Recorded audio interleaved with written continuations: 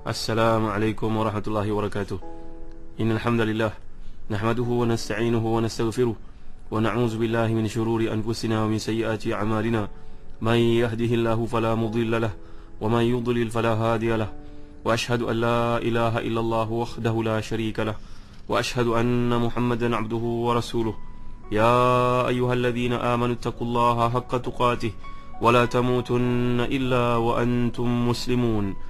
يا أيها الناس اتقوا ربكم الذي خلقكم من نفس واحدة وخلق منها زوجها وبث منهما رجالا كثيرا ونساء واتقوا الله الذي تساءلون به والأرحام إن الله كان عليكم رقيبا يا أيها الذين آمنوا اتقوا الله وقولوا قولا سديدا يصلح لكم أعمالكم ويغفر لكم ذنوبكم ومن يطع الله ورسوله فقد فاز فوزا عظيما. Amma ba'd. Saudara penerbit bersama Hadi Syarudin, sini pendengar yang dimuliakan Allah sekalian. Alhamdulillah, bersyukur kita kepada Allah Subhanahu wa taala. Pada kali ini kita menyambung kembali dalam surah Ghafir atau surah Al-Mu'min ini, menerusi ayat yang ke-7, ke-8 dan ke-9. A'udzu billahi minasyaitonir rajim. Alladzina yahmiluna al-arsha wa man hawlahu yusabbihuna bihamdi rabbihim wa yu'minuna bih. ويستغفرون للذين آمنوا ربنا وسعت كل شيء رحمة وعلما فاغفر للذين تابوا واتبعوا سبيلك وقهم عذاب الجحيم ربنا وأدخلهم جنات عدن التي وعدتهم ومن صلح من آبائهم وأزواجهم وذرياتهم إنك أنت العزيز الحكيم وقهم السيئات ومن تق السيئات يومئذ فقد رحمته Wadhalika huwal fawzul azim. Maksudnya malaikat-malaikat yang memikul arash dan malaikat yang berada di sekelilingnya bertasbih dengan muji Allah, dan mereka beriman kepadanya serta mohon ampunan untuk orang-orang yang beriman.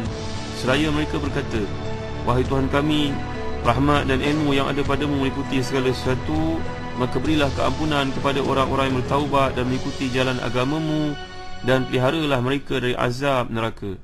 Wahai Tuhan kami, masukkanlah mereka ke dalam syurga Aden yang telah engkau janjikan kepada mereka dan orang-orang saleh di antara nenek moyang mereka, isteri-isteri dan keturunan mereka. Sungguh engkaulah yang maha perkasa lagi maha bijaksana. Dan peliharalah mereka dari bencana kejahatan, dan orang-orang yang engkau pelihara dari bencana kejahatan pada hari itu, maka sungguh engkau telah menganugerahkan rahmat kepadanya, dan demikian itulah kemenangan yang agung.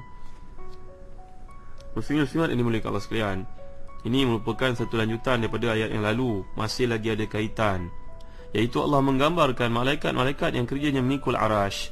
Allah memberitahu tentang keagungannya, kewajipan untuk beriman kepadanya, beriman kepada ayat-ayatnya, mengesakannya, mengimani adanya pertemuan dengan Allah Subhanahu wa taala. Ini dalam satu ayat yang dapat kita lihat, merusi ayat yang pertama dalam perbincangan kita pada waktu ini. Alladzina yahmiluna al-arsha wa man hawlahu yusabbihuna bihamdi rabbihim wa yu'minuna bih wa yastaghfiruna lilladzina amanu rabbana wasi'ta kulla syai'in rahmatan wa 'ilma faghfir lilladzina tabu wattaba'u sabilaka wa qihim 'adzabal jahim. Dalam ayat ini sahaja telah membawakan kepada kita banyak informasi tentang keagungan Allah, kewajipan beriman kepadanya, beriman kepada ayatnya, mengesakannya, mengimani pertemuan dengan Allah. Kerana itu kita memohon kepada Allah Subhanahu wa taala supaya kita dapat keampunan ke akhirat kelak. Istighfar ni saudara yang dimuliakan Allah sekalian, amalkanlah sekurang-kurangnya 70 kali seharian. Amalkan wirid dan zikir setiap kali lepas sembahyang. Saya nak mencadangkan kepada muslim-muslimat sekalian supaya menjadikan wirid ni pakaian harian kita, amalan yang kita lakukan setiap waktu. Bukan bila terdesak barulah kita bertanya kepada orang-orang yang ahli, apa cara untuk menanggalkan gangguan sihir kepada saya ni. Amalkanlah wirid zikir muslim-muslimat sekalian. Contoh satu buku kecil, kalau muslim-muslimat sedang mengamalkan maksurat, alhamdulillah. Cuma wirid dan zikir lepas sembahyang ini, kalau kita amalkan sepenuhnya tidak sampai 5 minit muslim-muslimat sekalian. Lebih-lebih pun 10 minit kalau kita ikut tertib yang betul. Antara buku zikir doa yang penting, kecil saja saiznya, simpan dalam kocik, bawa pergi ke mana-mana. Kalau perempuan bawa dalam handbag. Amalkan zikir pagi dan petang. Buku zikir pagi dan petang ni juga muslim-muslimat yang dimuliakan Allah sekalian, sering saya cadangkan supaya dijadikan hadiah pada hari pengantin, pada hari perkahwinan. Daripada kita beri hadiah benda-benda yang tak manfaat, nak buat apa? Bagi kristal mahal-mahal, orang simpan tak ada faedah apa pun untuk amalannya. Bagi telur pun makan habis setakat itu. Tapi kalau kita bagi amalan seperti ini, panjangan jariahnya, dia mengamalkan bagi kita pahala di sisi Allah SWT, kerana kita sudah menjadikan orang itu, mengajak dia untuk mengamalkan satu sunnah Nabi Muhammad SAW. Ad-dalu 'alal khairi kafa'ilih, dalam hadis yang sahih. Orang menunjukkan seorang kepada satu kebaikan, dilakukannya, maka baginya pahala yang melakukan itu tidak kurang sedikit pun. Mari kita faham bersama-sama. Zikir pagi dan petang, buku kecil karangan Dr. Abdul Basit bin Abdul Rahman hafizahullah ni, amat wajar kita jadikan pakaian amalan harian kita. Jadi antara tanda ketaatan kepada Allah Subhanahu Wa Taala yang digambarkan adalah malaikat mikul arash ni bertasbih, bertahmid, menyucikan Allah Subhanahu Wa Taala dan beristighfar untuk orang-orang yang beriman. Ini juga mengajar kita satu adab dalam berdoa pada Allah Subhanahu Wa Taala. Dalam mohon munajat kita, hendaklah kita dahulukan dengan pujian pada Allah Subhanahu Wa Taala. Tengok cara malaikat ni berdoa pada Allah. Yang pertama, digambarkan allazina yahmiluna al-arsha wa man hawlahu yusabbihuna bihamdi rabbihim. Nampak? Yusabbihuna bihamdi rabbihim, memuji Allah dahulu. Wa yu'minuna bih, beriman dengannya. Wa yastaghfiruna lillazina amanu, beristighfar padanya, pada diri sendiri ataupun untuk manusia yang lain. Kemudian baru datang Rabbana wasi'ta kulla syai'in rahmatan wa ilma, barulah datang doa kepada Allah Subhanahu Wa Taala. Ini teknik dalam berdoa pada Allah Subhanahu Wa Taala. Mereka meyakini, beriman keesaan Allah, tidak menyekutukan Allah dengan satu apapun, serta orang malaikat-malaikat ini mohon keampunan untuk Allah Subhanahu Wa Taala, untuk orang-orang beriman daripada Allah Subhanahu Wa Taala. Sebab adanya persamaan di antara mereka dengan orang beriman. Muslim-muslimat ini mulia Allah sekalian. Malaikat ini berdoa untuk orang-orang beriman. Kita dalam rukun iman, salah satu daripadanya beriman kepada malaikat. Malaikat ni sebenarnya adalah jamak dari perkataan malak, malakun, malak. Tapi dalam bahasa Arab akhirnya ada sedikit kesukaran untuk mengucapkan hamzah itu malak, maka jadilah malak, malak, tanpa menyebut perkataan hamzah. Orang Arab lebih senang menyebut perkataan malak, lama-lama hilanglah malak itu. Itu sebab bila datang plural dikembalikan hamzah balik semula, malaikah. Muslim-muslimat ini mulia Allah sekalian. Dalam bahasa Arab ni mereka menggugurkan huruf hamzah, memberikan harakat fathah pada huruf lam yang sebelum itu baris sukun, untuk mengelakkan beratnya perkataan hamzah. Hamzah ni kadang-kadang berat, nak sebut ras, berat, ras, jadi ras, ras, daripada perkataan ras. Ini ada kabilah-kabilah Arab yang menuturkan seperti itu. Muslim-muslimat belajarlah bahasa Arab, ambil peluang untuk mendekati bahasa Arab. Di kalangan kita yang bercakap bahasa Inggeris lebih proficiency daripada orang putih sendiri. Tapi bahasa ibadah kita yang kita tuturkan daripada kecil ni tidak diambil peduli sangat. Ambillah berat muslim-muslimat sekalian. Dia tanda orang beriman pada Allah, cinta pada bahasa Arab, cinta pada bahasa Al-Quran. Antara buku bahasa Arab yang baik untuk membolehkan kita memahami bahasa Arab, saya selalu menasihatkan muslim-muslimat sekalian supaya memiliki kitab namanya Matan Al-Ajurumiyah dengan Matan Al-Bina. Dua buah buku matan ini yang menyusun bagaimana nak memahami nahwu dan saraf oleh Ustaz Wan Muhammad Nasir hafizahullah. Sangat baik buku ni, tapi perlu pada guru untuk belajar. Matan Al-Ajurumiyah dengan Matan Al-Bina telah diletakkan barisnya dengan pendekatan warna-warni yang sangat menarik, mudahkan kita untuk memahami bahasa Arab. Belajarlah bahasa Arab. Jadi akhirnya digunakan malak dan jamak malaikah, kembalikan hamzah balik semula. Muslim-muslimat ini mulia Allah sekalian. Jadi menggugurkan hamzah pada kalimat asalnya yang ada hamzah banyak dilakukan oleh orang Arab, seperti yang telah saya jelaskan tadi.